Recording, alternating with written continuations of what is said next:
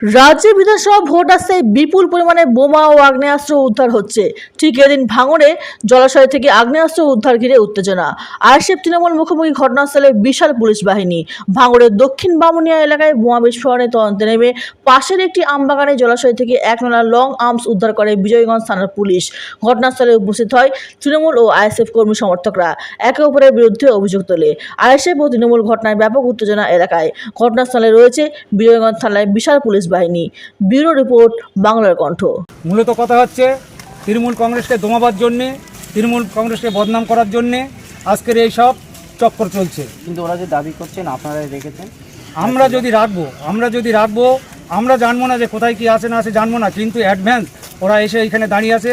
এর মানে ওরা রাতের বেলায় এইসব অকর্ম কাজ করেছে, ওরা সেখানে রেখে সকালবেলা এইসব লোকজন, মিডিয়া পার্সন, প্রশাসনকে তারা ডেকে এইসব হেনস্থা করার চেষ্টা করছে। আমরা যখন শুনলাম অলরেডি তখন আমি প্রশাসনের কাছে ফোন করেছি।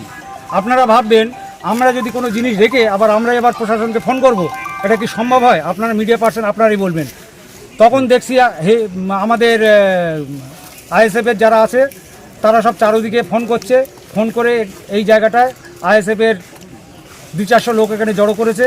অথচ আমাদের গ্রামের, আমাদের তৃণমূল কংগ্রেসের লোক এখানে তেমন কোনো ভিড়ভাড়টা করছে না, কারণ তারা জানে তৃণমূল কংগ্রেসের লোক এরকম কোনো অকর্ম কাজ করতেই পারে না। দেখুন, আমরা সকালবেলা অফিসার এখানে এসেছিল, আমরা অফিসারের সাথে দেখা করে বাড়ি যাই। এমতো অবস্থায় খবর পাচ্ছি যে এই যে পঞ্চায়েত আছে ইব্রাহিম মোল্লার বাড়ির পাশে একটা বাগান, এই বাগানে এই ডোবায় কিছু লুকিয়ে আছে। বাচ্চারা এখানে খেলা করতে গিয়ে ওই জিনিসটা ওরা উদ্ঘাটন করে। তখন আমি তখন খবর পেয়ে আমি আমাদের ছেলেদের নিয়ে এই বাগানে যখন এসে দেখি ইব্রাহিম আর লিলিমা এই বাগানে পাহারা দিচ্ছে যাতে কেউ না ঢুকতে পারে।